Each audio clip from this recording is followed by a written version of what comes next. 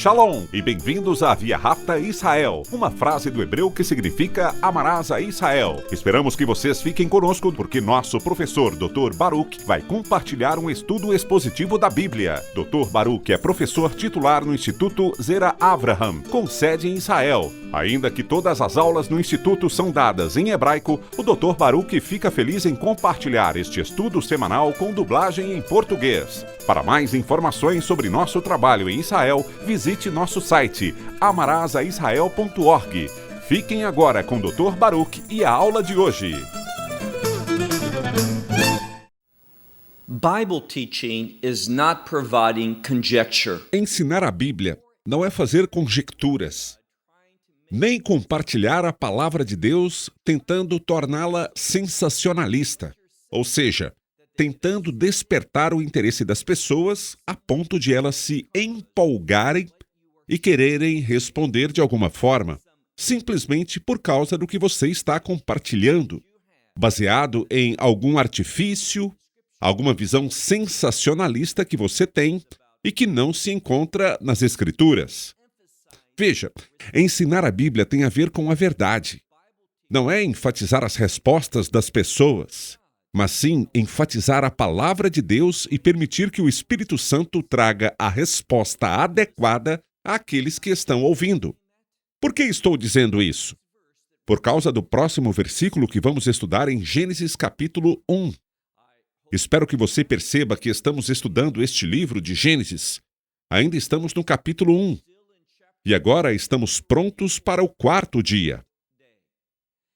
O quarto dia começa de uma maneira muito singular, pois estudamos em grande parte o que aconteceu nos céus e também na terra, a criação dos mares e da vegetação por Deus. Porém, agora veremos que Deus deve prestar muita atenção ao que Ele colocará no céu. E estamos falando da luz. Vimos anteriormente que, no primeiro dia, Deus criou a luz. E essa luz é única. E Ele a criou no primeiro dia. Se você olhar no livro de Zacarias, você verá que essa mesma palavra aparece, ou seja, o número 1, em relação ao reino de Deus. E naquela época, a luz também possuía uma qualidade única. Não estamos falando da luz como normalmente a entendemos hoje. A luz do sol, ou a luz da lua, ou das estrelas que vemos à noite. No capítulo 1, na primeira parte, no primeiro dia, Deus criou a luz, e ela era muito especial. E agora Ele criará a luz para cumprir o propósito da luz para o homem. E isso ficará mais claro em um instante. Por isso, então, pegue sua Bíblia e leia comigo o livro de Gênesis no capítulo 1. Repetindo, Gênesis capítulo 1. Vamos começar com o versículo 14. Como eu disse, muitas pessoas tentaram transformar esse versículo 14 em sensacionalismo, usando-o como um artifício para impressionar as pessoas. Um artifício para vender livros e recursos, levando as pessoas a acreditar em algo que não encontramos nos textos. O que eu quero compartilhar com vocês é que, muitas vezes, as pessoas são simplesmente preguiçosas.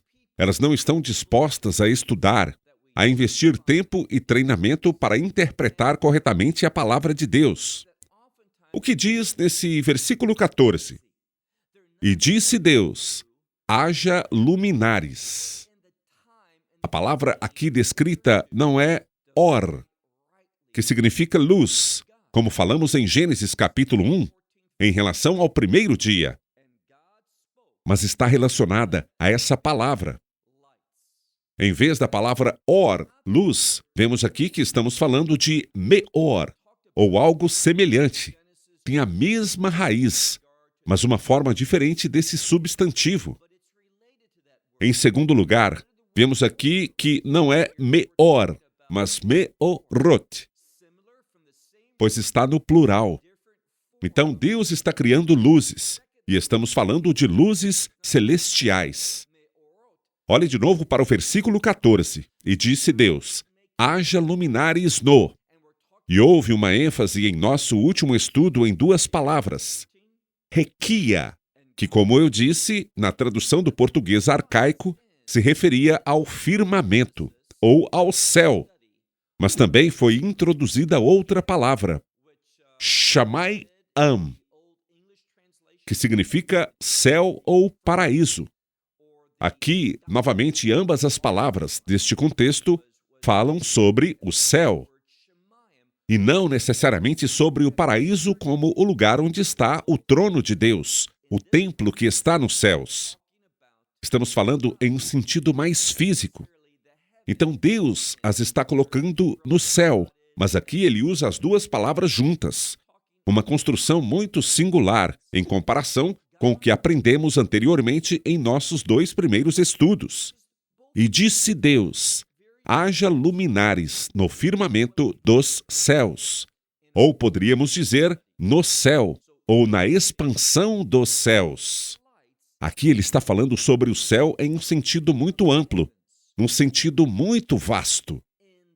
Não apenas o que podemos ver com nossos olhos, mas, além disso, o céu em sua totalidade. Poderíamos até dizer que o espaço sideral está sendo inscrito nesta frase. E disse Deus: haja luminares na expansão dos céus.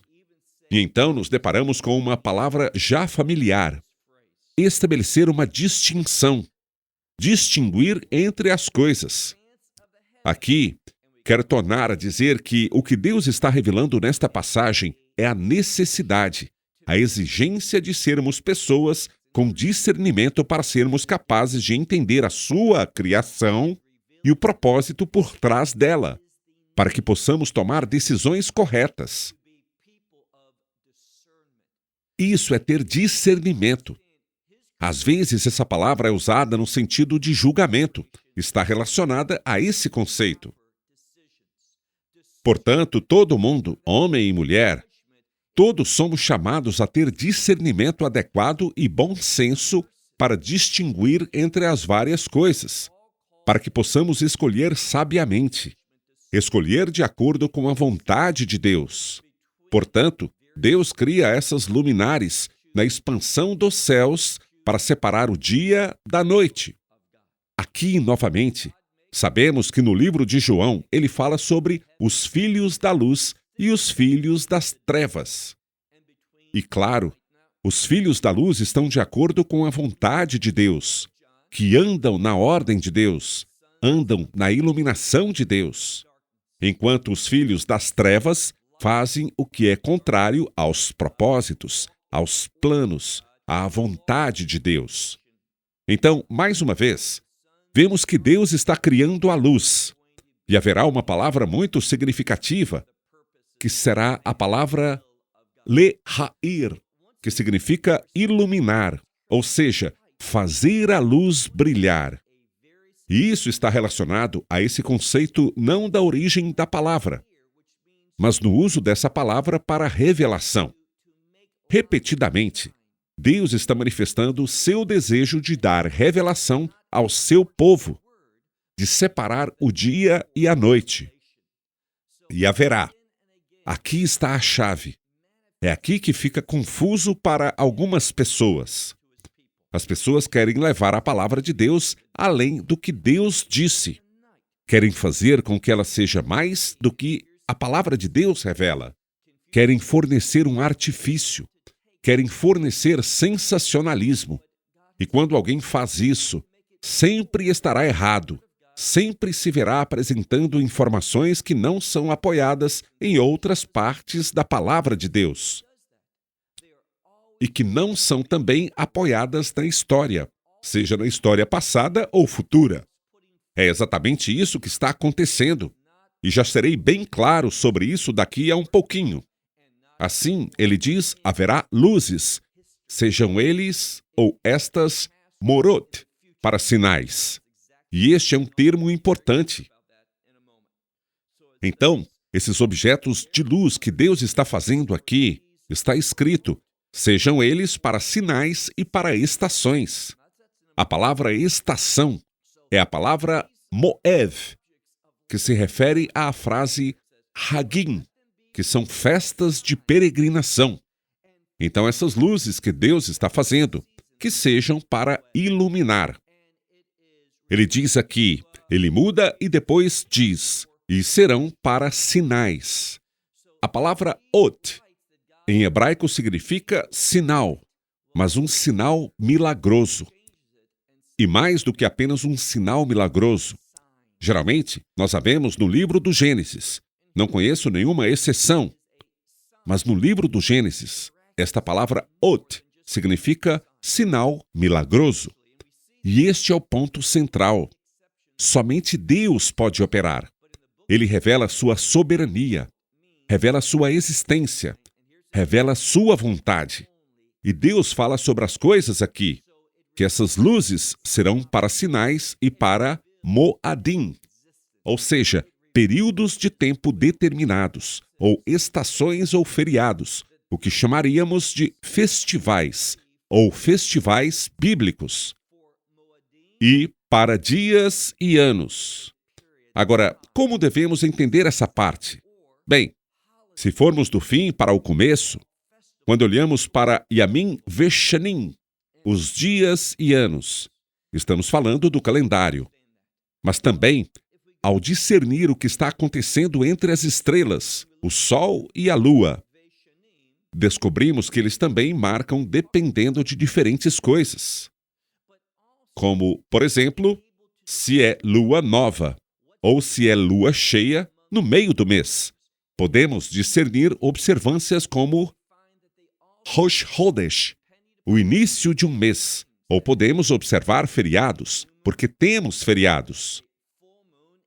Por exemplo, a Páscoa é sempre durante a lua cheia, porque é no 14º dia do mês, como encontramos em Hakmatzot, a festa dos pães ázimos, que é no 15º dia. Começa no 15º dia. Também uma lua cheia, ou como Sukkot, a festa dos tabernáculos. Então, há anos, dias e períodos determinados. Depois, ele diz no início, e para sinais, sinais miraculosos. Agora, aqui está o problema. Quando olhamos para as Escrituras, vemos que existem sinais proféticos específicos. Por exemplo, o nascimento do Messias é acompanhado por uma estrela única.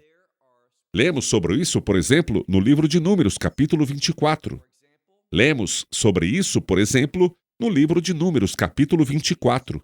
E também vemos sobre isso no Novo Testamento, no livro de Mateus, capítulo 2. Portanto, há atividades celestiais únicas que apontam para coisas. Aqui está outra coisa. Sabemos que o sinal da ira de Deus é iminente, ou seja, está começando a cair. E sabemos que seu sinal é quando o sol escurece e a lua fica vermelha como sangue. Normalmente pensamos em vermelho como sangue, não simplesmente em algo que começa a pingar. Não estamos falando disso. Vermelha como sangue. A palavra sangue é usada aqui porque se relaciona à redenção. Agora, tem uma outra coisa. Se olharmos, por exemplo, no livro de Mateus, capítulo 24, veremos isso, pois, onde diz que o sol escurecerá e a lua se tornará como sangue, está no livro de Joel. Mas também aparece no livro do Apocalipse, capítulo 6, e no livro de Pedro, em Atos, capítulo 2, que faz referência a Joel ao citar a mesma passagem. Agora, o que significa a lua se tornar como sangue? É uma referência ao derramamento iminente da ira de Deus. Agora, deixe-me te fazer uma pergunta. Quantas vezes isso acontece na história? Acontecerá apenas uma vez. Agora, a outra ocorrência, que comecei a compartilhar em Mateus 24, onde o sol escurecerá e a lua terá uma resposta diferente. Não emitirá luz. Então, no primeiro exemplo, que prenuncia esse evento, o sol fica negro e a lua se torna como sangue, retratando o derramamento da ira de Deus. E diz: e todos os que invocarem o nome do Senhor. Quando virem isso, há uma ênfase e urgência em fazê-lo, se ainda não o fizeram, pois o grande e terrível dia da ira de Deus está chegando.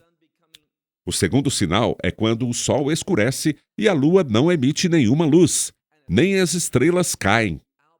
Então, são coisas que a ciência não consegue explicar. Esse segundo sinal é da segunda vinda do Messias. Portanto, esses dois eventos se relacionam a dois eventos diferentes. Acredito que ambos têm a ver com o derramamento da ira de Deus. E como 1 Tessalonicenses capítulo 5, versículo 9, diz que não fomos destinados à ira de Deus, mas à salvação. Creio que esse é um sinal que será. E o sinal a que me refiro é o sol ficando escuro e a lua se tornando vermelha como sangue. Eu acredito que esse é o sinal da iminência do arrebatamento e que deve acontecer antes que a ira de Deus se abata sobre nós. Se você prestar atenção, verá isso também sendo retratado no livro do Apocalipse, capítulo 6. Em segundo lugar, vemos em Mateus 24 um evento diferente. O sol escurecendo, a lua não emitindo luz e as estrelas caindo. Isso se relaciona com a segunda vinda do Messias. Agora, aqui está o que eu quero dizer. E quero dizer isso com firmeza àqueles que simplesmente aceitaram isso prontamente. Deixe-me dizer uma coisa. Se você assistir à televisão cristã, verá repetidamente que aqueles que estão lá, os que ensinam, os que apresentam, simplesmente compraram isso de bandeja. Eles simplesmente aceitam tudo, porque haverá, e já houve, isso já faz mais de 3 anos, na Páscoa e em Sukkot, um eclipse. Quando eu ensinava sobre o arrebatamento, me equivoquei e disse equinócio. Não sei por que disse isso, mas aqui está uma correção.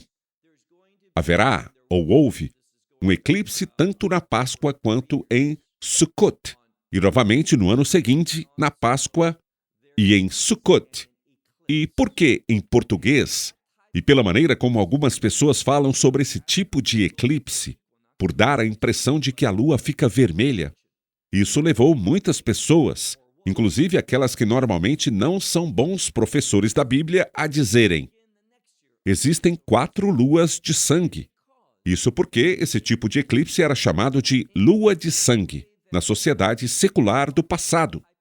Então disseram: a Bíblia fala de uma lua de sangue, e aqui temos exemplos de 4. E eis o absurdo.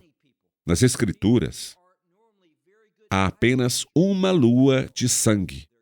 E ela não fala sobre nenhum tipo de eclipse acontecendo, mas sim sobre Deus, que é soberano, que a criou por meio da sua palavra. Ele é a causa disso. Portanto, as pessoas compraram livros, ficaram todas animadas e disseram: algo vai acontecer agora. Elas leram essas passagens de Joel, do Apocalipse, e assim por diante, e deixaram as pessoas empolgadas. Mas, se você voltar, nada aconteceu naquele primeiro ano, nem na primeira, nem na segunda suposta lua de sangue. Disseram: tudo bem, nós teremos outro ano. Então a Páscoa chegou novamente, Sukkot, e todas aquelas 4 supostas luas de sangue terminaram. E nada aconteceu que pudessem apontar como causa. E disseram: tudo bem, porque alguém publicou um livro e disse: é o ano da Shemitah. E esse indivíduo e outros como ele distorceram completamente a mensagem da Shemitah, tirando-a da Torá e corrompendo-a com um significado que a Torá não apoia, pois passaram a falar de julgamento, de que haveria alguma catástrofe, alguma punição. Mas o propósito da Shemitah era justamente esse, e eu ensinei sobre isso anos atrás, quando todos falavam da Shemitah de forma negativa, como se algo ruim fosse acontecer. Eu dizia: biblicamente, A Shemitah serve para Deus conceder bênçãos. Além disso, as leis da Shemitah só são obrigatórias quando há um templo em Jerusalém. E ela se destina exclusivamente aos habitantes da terra, não a outros lugares. Portanto, apontavam para os anos da Shemitah e diziam: isso aconteceu na Europa, isso aconteceu na América, isso aconteceu nesse caso. Pura tolice. É muito triste que as pessoas se deixem levar por isso. E, novamente, a Shemitah chega e nada acontece. Então pensam: tudo bem, porque no ano seguinte é Shanat Yuvel, um ano jubilar. E, novamente, com Yom Kippur. E o que aconteceu no final de Shanat Yuvel? E, de novo, nada aconteceu que eles pudessem apontar. Por quê? Porque tudo o que eles ensinavam, ao perverterem as Escrituras e tentarem criar algo sensacionalista, usando a palavra de Deus como artifício para vender, chamar a atenção das pessoas e se exaltar como algum tipo de guru espiritual, Deus não honrou. Aqui está o problema. Porque eles não se apresentaram e disseram: sabe, o que eu ensinei sobre essas coisas, nada aconteceu. Mas não, eles simplesmente ignoraram. E as pessoas continuam a apoiar e reverenciar esses indivíduos. E o que acontece? Há outras datas sobre as quais as pessoas estão falando. O que vai acontecer? Porque há um eclipse muito singular que ocorre apenas raramente. E há outro alinhamento de estrelas e coisas do tipo. E então eles dizem: será que é a isso que Deus está se referindo? Aqui está o problema. Deus nunca disse que seria por causa de algum eclipse, por causa de alguma forma como as estrelas se alinhariam, que algum evento. Que evento? Eles não sabem. Veja só, nós precisamos ensinar o que sabemos. Quando as Escrituras dizem que essas coisas são sinais, as Escrituras dizem: sinais de quê? Da proximidade da ira de Deus e da proximidade da segunda vinda do Messias. E também, como mencionei antes, do nascimento do Messias. Mas, para dizer o mínimo, algo único está acontecendo e os astros estão se alinhando. Isso só acontece muito raramente. Bem, só porque algo é raro não significa que seja profeticamente significativo. Então, precisamos amadurecer, senhoras e senhores. Precisamos basear nossas ações, nossas crenças e nosso entusiasmo no que a palavra de Deus diz, e não no que outros tentam manipular do texto para vender livros, para se exaltarem e dizerem: sabe de uma coisa? Eu sou aquele a quem Deus nos revelou isso. Não, a verdade é que a revelação de Deus se encontra em sua palavra. Portanto, precisamos prestar mais atenção às Escrituras do que àqueles que andam por aí dizendo e projetando coisas, dizendo: bem, não sabemos, mas talvez, quem sabe, pode ser. Não afirmei com certeza. Essas são simplesmente pessoas. Muitas delas são boas pessoas, mas que se deixaram levar pelo desejo de se tornarem algo que não são. Portanto, olhem novamente para esse texto. E as pessoas perguntam: bem, você vai levar isso a sério? É verdade, porque quando as pessoas se empolgam, alguém me disse que muitas pessoas se converteram ao ouvir essas coisas e ficaram empolgadas e depositando sua fé no Messias por medo. Bem, vou falar novamente. Na minha opinião, os propósitos de Deus, os planos de Deus e a obra do reino de Deus não avançam nem progridem por causa de distorções das Escrituras. Precisamos levar a palavra de Deus a sério. Veja novamente, quero ler todo o versículo de novo. E disse Deus: haja luminares na expansão dos céus para separar o dia da noite. E haverá, e sejam eles para sinais e para moadim, para estações, ou tempos determinados, e para dias e anos. O calendário O calendário bíblico, aliás, todos os calendários se baseiam no que acontece com o Sol, a Lua e as estrelas. Veja agora o versículo 15. E sirvam de luminares na expansão do céu. Veja o que vem a seguir. Leha-ir. Brilhar, iluminar, dar vida, luz à terra. É Deus quem está falando. Ele então diz aquela frase que já nos é familiar. Vai-hi-hen. E assim foi. O que vemos aqui é que Deus está no controle de todas as coisas. Os mares, a terra, a vegetação, os céus e tudo o que há nele.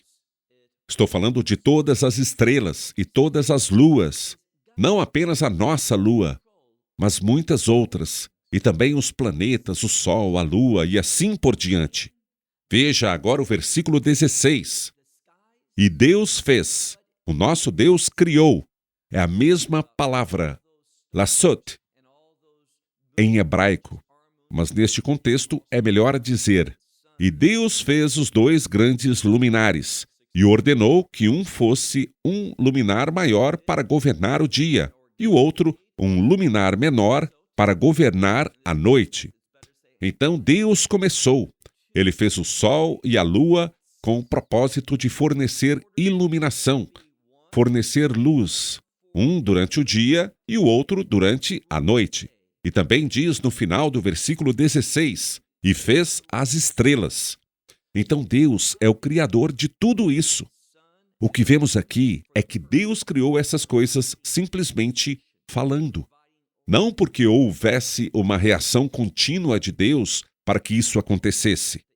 Agora, quanto às novas estrelas sendo criadas, sim, mas Deus criou um mundo muito mais amplo. Como eu disse antes, Ele não falou e houve uma pequena criação que foi crescendo cada vez mais ao longo de bilhões e bilhões de anos. Não. Deus falou, e assim aconteceu a criação. Ele ainda está se expandindo? Sim, está. Ela manifesta e magnifica a sua glória, o seu poder.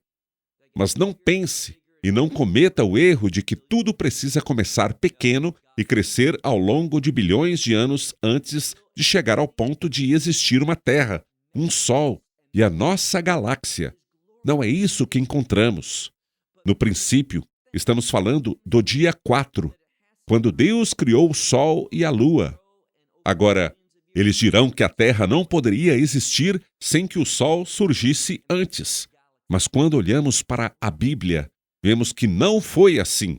Deus não depende das leis naturais. É por isso que Ele cria a luz no primeiro dia e não cria o Sol e a Lua até o 4º dia. Então veja o versículo 17. E Deus as colocou, Ele as pôs, Ele os fez existir. Como você quiser traduzir a palavra Latet vai iten otam Elohim. E Deus os pôs na expansão dos céus para a iluminação, isto é, para iluminar, para brilhar sobre a terra, para governar o dia e para governar a noite. E esta é a 5ª vez, até agora neste primeiro capítulo de Gênesis, que ele usa a palavra levdil, fazer distinção, fazer diferença, separar. Essa palavra aparece tantas vezes e, como já dissemos, é uma palavra importante. E para fazer separação entre a luz e as trevas. E repito aqui, a maioria dos estudiosos, e estou falando de estudiosos rabínicos, eles veem uma mensagem espiritual aqui. Você pode decidir por si mesmo se concorda ou rejeita isso. Mas eles veem que, quando entendemos corretamente a criação de Deus, como ela surgiu, o que as Escrituras estão revelando sobre a sua criação para nós, sobre a sua criação e também sobre Ele. Isso nos colocará em uma posição de discernimento, na qual podemos fazer uma distinção entre trevas e luz. A luz em conformidade com o seu reino, e as trevas relacionadas ao julgamento, pelo qual este mundo será condenado. E vemos o Messias falando sobre isso porque Quando olhamos para o reino, ele é sinônimo de luz. Falamos sobre isso em Zacarias 14 e no Evangelho de João. Falamos sobre os filhos da luz. Mas quando as pessoas não estão nesse reino, elas serão lançadas para fora. E o que o Messias diz? Para as trevas mais profundas. Então, aqui está o que as Escrituras nos dizem. Quando entendemos a criação, podemos entender melhor a base, o fundamento do reino e daquilo que não pertence ao reino, para fazer uma distinção entre a luz e as trevas. O versículo 18 nos diz: "E viu Deus que isso era bom", ou seja, estava de acordo com a sua vontade. Aqui, novamente, o rabino vê a relação quando somos capazes de discernir essas coisas. É então que podemos entender o que é bom. Essa frase não é dita para Deus, é dita para nós, e bom significa. Espero que vocês tenham aprendido isso com nossos estudos de Gênesis até agora. O bom está relacionado à vontade de Deus. Portanto, entender a criação corretamente, segundo a verdade das Escrituras, nos ajuda a entender a vontade de Deus. Versículo 19. Passaram-se a tarde e a manhã. Esse foi o 4º dia. Agora, quero analisar brevemente o 5º dia. O que encontramos aqui? Bem, no 5º dia, Deus começa a criar o que poderíamos chamar de vida animal. Já vimos a vegetação no 3º dia. Mas agora, ele vai criar a vida animal com grande variedade. Não todas, mas uma grande variedade. Veja o versículo 20. Disse também Deus que as águas. Estamos falando de todas as águas. E a palavra aqui, Shin Hesh Sade, tem a ver com a palavra time em português, que significa abundante. Que as águas produzam abundantemente. O quê? Em coisas rastejantes, seres viventes. E usa a expressão Nevesh Hayah, que significa substância viva que pode se mover. Então, não estamos falando da vida vegetal em sua maior parte, que é estacionária, mas sim de coisas que podem rastejar, que podem se mover, e não apenas aquelas coisas que vêm do mar e estão ligadas à água, mas também os pássaros que voam acima da terra. Portanto, ele está falando das águas e também dos céus, e de uma luz que estará presente neles, e diz, não apenas sobre a terra, mas também sob o firmamento do céu. Portanto, eles vão voar não apenas levemente acima da terra, ou seja, a alguns metros ou algo assim, mas também bem alto no céu. Versículo 21. E Deus criou, e a palavra usada aqui é Hat Taminim. Então, certa vez, estava assistindo a um programa da National Geographic sobre crocodilos, e as palavras estavam em inglês, mas as legendas eram em hebraico, e a palavra que eles usaram para crocodilos foi esta mesma palavra. Também pode ser a palavra para jacaré. Está se falando de um grande réptil. Então, continua. Os grandes animais aquáticos e os demais. Aqui, repetindo, os demais seres vivos. Ele usa a palavra Nefesh Hayah, que significa vida animal viva. Não vida vegetal, mas vida animal. Os que se arrastavam. E diz que se tornaram abundantes. O quê? As águas abundantemente produziram. E aqui está a chave. Ele usa a mesma frase, a qual não podemos esquecer, o termo man, que significa espécie.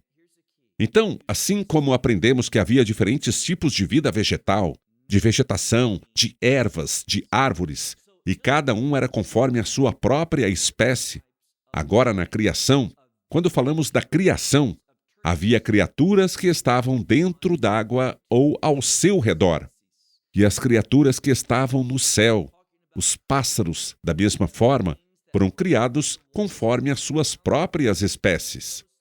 E, mais uma vez, digo, uma espécie não pode se tornar outra. Não vemos um peixe se transformando em um peixinho dourado e depois de bilhões de anos em um tubarão. Não vemos essas coisas na história. As pessoas dizem, bem, existem fósseis. Claro que existem fósseis, mas não vemos uma mudança em que um tipo de espécie se torna outra. Podemos ver mudanças dentro das espécies, o que é normal, mas não vemos uma espécie se tornando outra. É isso que diz aqui, conforme a sua espécie. Conforme o quê? Toda a ave de asas conforme a sua espécie. Então, a vegetação. E vemos a mesma coisa para a vida animal nos mares e nas águas, e também para as aves, conforme a sua própria espécie. E viu Deus que era bom. Agora, estamos chegando a um ponto muito interessante, pois vou parar neste versículo, no final do versículo 23.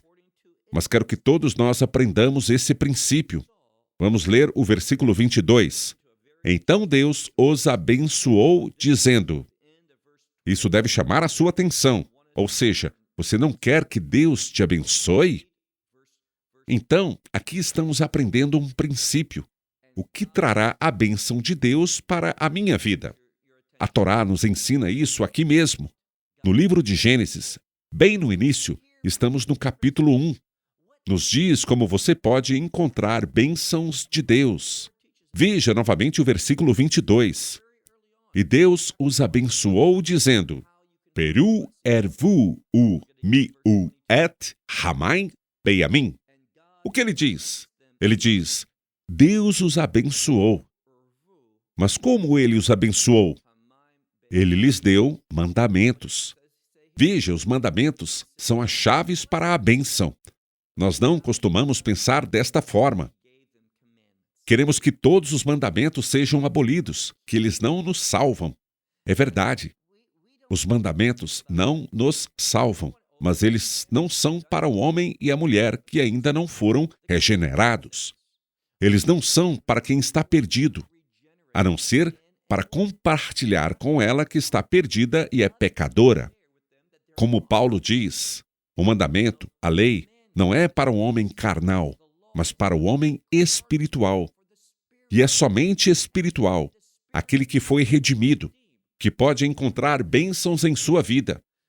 Então, veja novamente o versículo 22. E Deus os abençoou, dizendo, sejam férteis e multipliquem-se.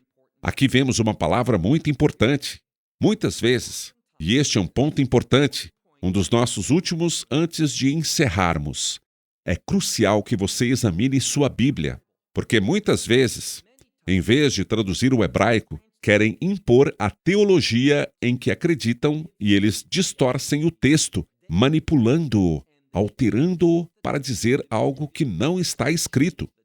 Por que digo isso? A maioria das traduções, não todas, felizmente, mas a grande maioria diz: sejam férteis e multipliquem-se e reabasteçam a terra. Não é o que está escrito, não é a palavra reabastecer, é simplesmente encher. Portanto, é uma determinação. Encham a terra e não reabasteçam. Isso ocorre porque algumas pessoas ensinam que Deus criou os céus e a terra e que houve um julgamento. E agora estamos falando de uma recriação. Isso está no texto? Não. Mas muitos teólogos ensinam isso. Bons teólogos não ensinam isso. Eles apontam que, se sua Bíblia diz reabastecer, é porque aqueles que traduziram para o português têm essa teologia e a inseriram lá, mesmo que a palavra hebraica não signifique isso. Assim, sejam férteis e multipliquem-se, e encham as águas dos mares. Essa é a palavra yam, e o plural yamim, que significa dos mares. Portanto, está falando sobre encher as águas com vida, e também as aves se multipliquem na terra. Então, os pássaros também irão se multiplicar na terra. Deus gosta de abundância, e é assim que começa o 5º dia.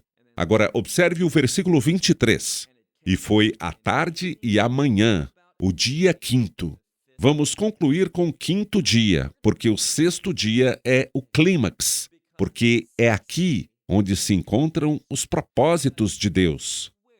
Pois o plano de Deus para o reino está relacionado ao homem. Deus criou o mundo, o universo, tudo o que há nele, com um propósito para o reino. Se não entendermos isso, vamos ficar de fora. E aqui está o problema. A maioria dos crentes hoje, sem a intenção de ser crítico nem de julgar. Isso simplesmente vem naturalmente, eu acho. Mas, deixando isso de lado, a grande verdade é que a maioria dos crentes está usando este livro com propósitos mundanos, para que possam obter o que eles desejam deste mundo. Em vez de usar esse livro para promover mudanças do reino neste mundo, em seus cônjuges, em seus filhos, em seus pais, em outros membros da família, em seus amigos, seus colegas de trabalho, até estranhos, seja lá quem for. Veja, a criação se relaciona com o reino. Se não entendermos isso, não seremos servos bons e fiéis. E por aqui eu concluo. Até o nosso próximo encontro deste primeiro capítulo do livro de Gênesis. Estou animado, porque nesse próximo estudo iremos analisar o sexto dia. Outra vez, obrigado por assistir. Minha esperança é que, ao estudarmos as Escrituras, palavra por palavra, versículo por versículo, assim veremos capítulo por capítulo. Espero que todos possam aprender uns com os outros, que possamos crescer, amadurecer e nos tornar pessoas que vivem uma vida digna de louvor ao nosso Senhor e Salvador, Messias Yeshua. Our Lord and Savior, Messiah Yeshua. Esperamos que você tenha desfrutado da aula de hoje e que possa compartilhá-la com outros. Te convidamos a participar e nos acompanhar a cada semana, a esta hora e por este canal, em mais um episódio de Amarás a Israel. Para mais informações em português, visite amarasaisrael.org, onde encontrará muitos outros estudos realizados pelo Dr. Baruch. Até a próxima semana. Que Deus, nosso Messias Yeshua, nosso Senhor Jesus Cristo, te abençoe durante a sua caminhada com Ele. Shalom, desde Israel.